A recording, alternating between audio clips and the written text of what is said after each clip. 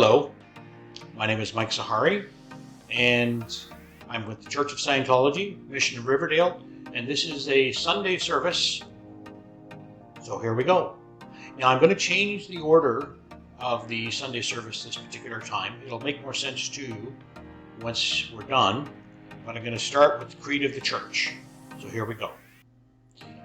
We of the Church believe that all men of whatever race, color, or creed were created with equal rights, that all men have inalienable rights to their own religious practices and their performance, that all men have inalienable rights to their own lives, that all men have inalienable rights to their sanity, that all men have inalienable rights to their own defense, that all men have inalienable rights to conceive, choose, assist, or support their own organizations, churches, and governments, that all men have inalienable rights to think freely, to talk freely, to write freely, their own opinions, and to counter or utter or write upon the opinions of others, that all men have inalienable rights to the creation of their own kind, that the souls of men have the rights of men, that the study of the mind and the healing of mentally caused ills should not be alienated from religion or condoned in non-religious fields, and that no agency less than God has the power to suspend or set aside these rights overtly or covertly. And we of the Church believe that man is basically good, that he is seeking to survive, that his survival depends upon himself and upon his fellows and his attainment of brotherhood with the universe. And we of the Church believe that the laws of God forbid man to destroy his own kind, to destroy the sanity of another, to destroy or enslave another's soul, to destroy or reduce the survival of one's companions or one's group.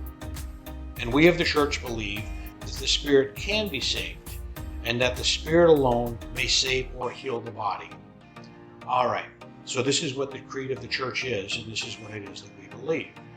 Now, that's all very well to believe all these things, but how would you do what's stated here in a society that we currently exist in? It's not always easy.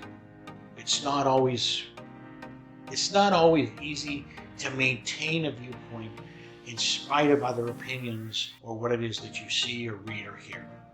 So that's what it is that today's service is going to be all about. How does one do that? And what I'm going to talk to you about is a thing called the Code of Honor. So here we go. These are going to be tools. Scientology is itself the microcosm of a civilization. So you have a civilization and you have Scientology within the civilization. Okay? It contains two moral codes. One is the moral code of practice, which is the auditor's code, which is the helping of another towards a handling of a situation. The other is the code of a Scientologist. It also contains an ethical code, and that is its code of honor. So here are the points, and I'm going to go through the points and I'm going to give you examples as we move through them so they'll be more real into our application. Number 1, never desert a comrade in need, in danger, or in trouble. This is fairly self-explanatory. One's definition of a comrade could be somebody who's on a team, in your family, in your city. If you broaden it, everybody is your comrade because everybody's survival assists your survival. So you're going to have to make a decision on that particular point of who is a comrade and what is it that they need help in. Okay? Number 2, never withdraw allegiance once granted. Now, if you've made an honest assessment of something or situation or a group or a particular direction something is going and you've completely decided, yes, this is something that I want to back. Good. So once you've decided that, back it. Don't waffle on it. Don't back it for a while and then decide you've got other things you're going to do. I mean, fine, your interest might change. Yes, that's possible. But don't withdraw your allegiance towards it. Okay? This could be a political party. This could be a religious belief. This could be all manner of things. Once you've decided to back something, then back it. Number 3, never desert a group to which you owe your support. So let's say somebody who is down on his luck and the Salvation Army comes along and helps them out. And he does get helped out and his life does turn around. So fine, he may not need the Salvation Army to continue to survive, but don't desert the group that helped you to survive. Help them to help others survive. That would just make sense. Okay? All right. Never disparage yourself or minimize your strength or power. Now, the person who knows you best is you. And you know your strengths. Whether or not you're willing to admit them or not, you do know them. To disparage them means to make less of them. If you have an ability to make people feel good, then acknowledge you have an ability to make people feel good and just do that. Don't put it down or poo-poo it or offhand it, make less of it. If you have an ability to do something, then acknowledge that you have that ability to do something. Okay? You can be your best friend or your worst enemy. That's really what that comes down to. The next one. Never need praise, approval, or sympathy. Now, there's a key word in this particular line, which is need. Now, you can have praise, approval, or sympathy, most definitely. Just don't need it. Have it when it occurs. Just, if you need it, then it's almost like a license to survive. Somebody else is giving you a license to survive. And that's wrong. Have it, yes. Don't need it. Next one. Never compromise with your own reality. So what's real for you, what's true for you is in fact true for you. So if you have a belief or you have something that you're sure of and you're certain of and you operate a certain way and you see something else that comes along and it changes your reality to a better way of thinking or doing or having, okay, fine. That's your choice on doing that. But you're not compromising. You're not compromising it. Now, compromising would be to make less of or to be unsure or uncertain of. So if you've decided something and you've researched and you know it and it's true, then know that.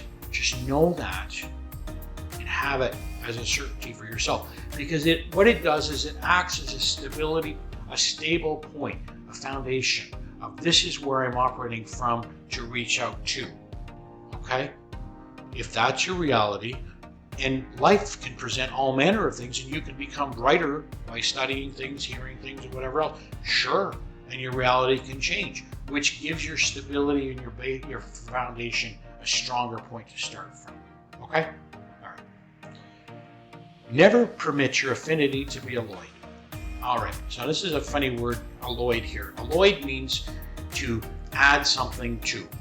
You make an alloy, you've added something to something else.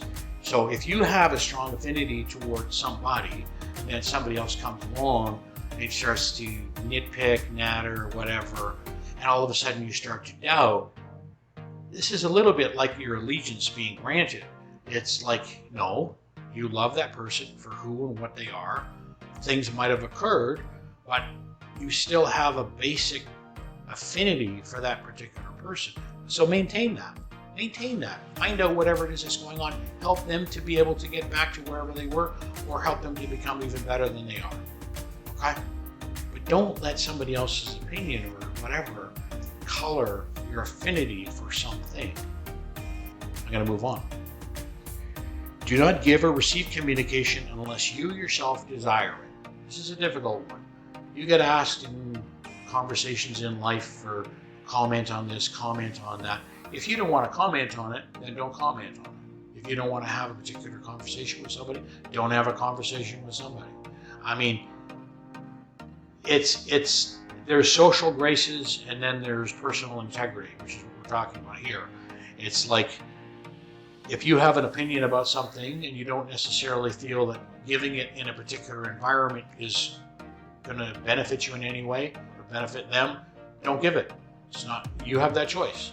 Just because somebody asks a question does not mean you're honor bound to answer the question. You have the choice.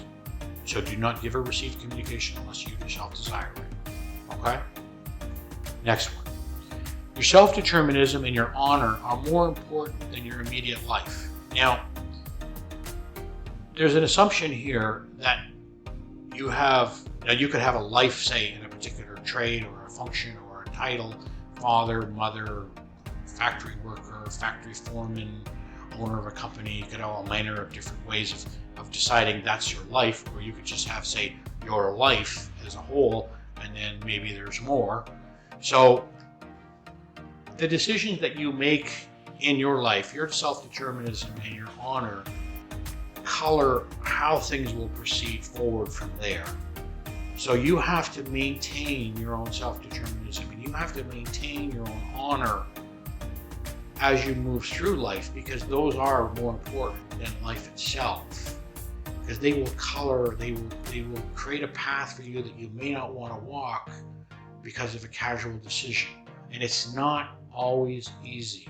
I do understand that it is not always easy. And I myself have had to make some tough decisions to maintain honor and self-determinism. But at the end of the day, you're true to self. Okay? Your integrity to yourself is more important than your body. This just follows the last one, really. Is you are more than your body. And so if decisions are colored by body, then and they're not good for you spiritually or your own personal integrity, it may not be the best thing to do. Okay? All right. Never regret yesterday. Life is in you today, and you make your tomorrow. Now, yesterday did occur. It's part of your track. Okay, fine. But the word regret means to try and relive or redo. And that's a little difficult when something's already happened. So it is what it is. Move on. Use it as experience. Life is in you today, and you make your tomorrow. This is where tomorrow starts. Right here, right now. What you do right here, right now, will give you what's going to happen tomorrow. So if you wait for tomorrow to give you whatever, then you're not in charge. Life is in you today, and you make your tomorrow. Okay? All right. Never fear to hurt, I'll give you that again. Never fear to hurt another in a just cause. Now, this isn't necessarily taking a bat and whack at somebody over the head, but if somebody is doing something that is contra survival to the group at large or you specifically, then sometimes they elect you as their executioner. And there's been earlier Sunday services where we've talked about this particular point. Don't be afraid to lower the boom on whatever it is that needs lowering the boom on to maintain survival for you and all of those that you're helping to survive as well. Okay? Can be a very tough decision. Next one. Don't desire to be liked or admired. Now, you can be liked or admired, just don't desire it. Because if you desire it, then you're asking them to approve of you. So why don't you just be who you are to the best of your ability and let your natural beauty shine? And if they like it, great. And if they don't, fine. But you have your own personal integrity on that point. Okay? Don't ask them for a license to live. Next one. Be your own advisor. Keep your own counsel and select your own decisions. So you can ask for other people's information, most certainly, but at the end of the day, it's your choices, your decisions, because it's your future. And if you don't have that as a point, and you defer to other people's choices for your life, then you may end up going in a direction at the end of the day that you don't really want to end up going, because they haven't lived your life. You've lived your life. You know what's best for you. Make your own decisions. Keep your own counsel. Okay? All right. Be true to your own goals. Now, you got to have goals to be true to goals. So take a look at that. Have goals. Have things that you want to aspire to. Don't have goals that other people have put on you, which is earlier points. Have your own goals. Define them and then work towards them. If goals is an issue, start small and work to big. Do it that way. All right? Okay. So here's the rest of the article. The difference between ethics and morals is very clearly known in Scientology, if they are not, in a modern dictionary. This mergence of morals and ethics has occurred in recent times and is symptomatic of a general decline. An ethic is practiced on an entirely self-determined basis. You decide it. An ethical code is not enforceable. Is not to be enforced, but is a luxury of conduct. A person conducts himself according to an ethical code because he wants to, or because he feels he is proud enough, or decent enough, or civilized enough to conduct himself so. An ethical code, of course, is a code of certain restrictions indulged in to better the manner of conduct of life. If one Scientologist starts to punish or berate some other Scientologists and called for an enforcement on the grounds that the code of honor has been disregarded, the punitive act itself would involve and violate the code of honor because it's self-determined. You're asking for somebody else just to pass judgment on it. The code of honor is a code of honor as long as it is not enforced. So all of these things that I've told you earlier, these points, these 15 points, these are points that you yourself have to decide on. Somebody can't make you have a goal. Somebody can't make you desire to be liked or admired. That would violate the code. I hope you see that. I'm going to carry on. If a person is big enough or strong enough or sane enough, then he can indulge himself in the luxury of holding upon himself freely and to his own decision the code of honor. When such an ethical code begins to be enforced, it becomes a moral code. A moral code is enforceable. Mores are those things which make a society possible. These are the agreements within a society, okay? They are the heavily agreed upon police codes of conduct of the society. Don't speed, drive on the right side of the road, those sorts of things. No such action is possible with the code of honor. Now you could say, be polite, always greet, always pay respect to your elders. Well, okay, but what if your elders are doing something that is counter-survival to your particular survival? Well then, point number 12, never fear to hurt another in a just cause. Which one is senior? Well, I would say the code of honor is more senior than the moral code of always be polite to your seniors, to your elders, or whatever's. One is senior, certainly in that particular instance. Okay? Carrying on. A person could continuously and flagrantly flaunt the code of honor and experience no more than perhaps the slight contempt or pity of his fellows.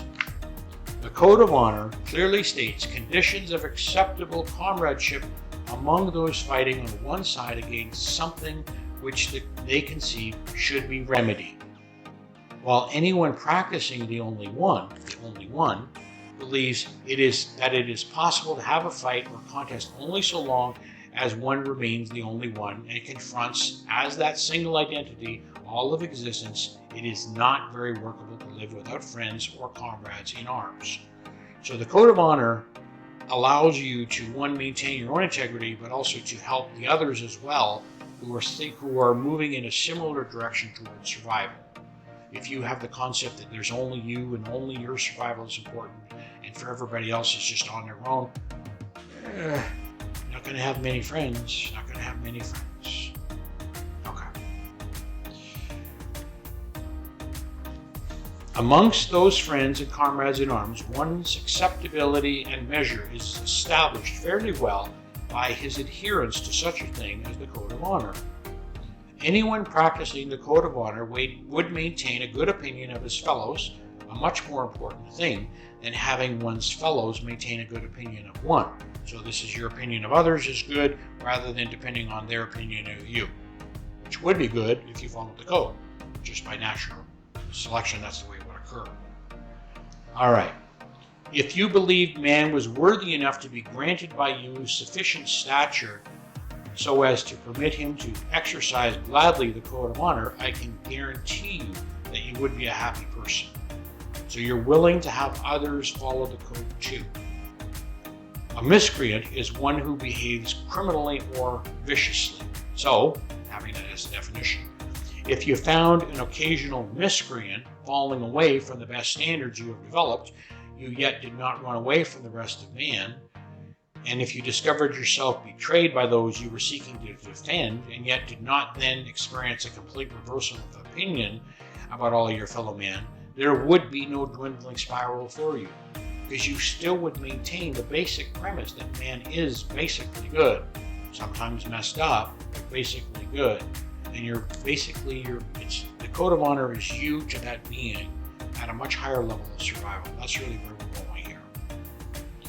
Indicative of this is a process which is rather easy to work and which has some workability. Sit down in a public place where many people are passing by and simply postulate, which means to put out or consider, into them, above them, around them, perfection, no matter what you see. And postulate here is defined as means to conclude, decide, or resolve. So you're putting out to another person that they put around them perfection. So it's like they're perfect in their view, they're perfect in their life, they're perfect in how they're conducting themselves. You just put that out. You just consider that is. View this person after person as they walk by you or around you, doing it quietly and to yourself. You're not making an overt display of this. It may or may not occur that you would bring changes in their lives, but it would certainly occur that you would bring about a change in yourself. This is not an advised process. It is simply a demonstration of a fact that he who lives believing wrong of all of his fellow men lives himself in hell. If you consider others around you are doing well and are good to be around, then they are in fact doing well and good to be around. Okay?